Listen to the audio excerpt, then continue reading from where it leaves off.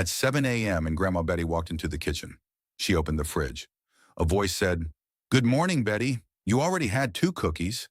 Grandma froze. "Who said that?" The smart fridge replied, "I'm connected to your health app." Grandma narrowed her eyes. "Oh, so you're a snitch." The fridge continued. "Today's goal, eat more vegetables." Grandma smiled. She unplugged the fridge. Then she whispered, "Today's goal, mind your own business." And that's how Grandma Betty won the war against artificial intelligence. Caption, never underestimate an American grandma.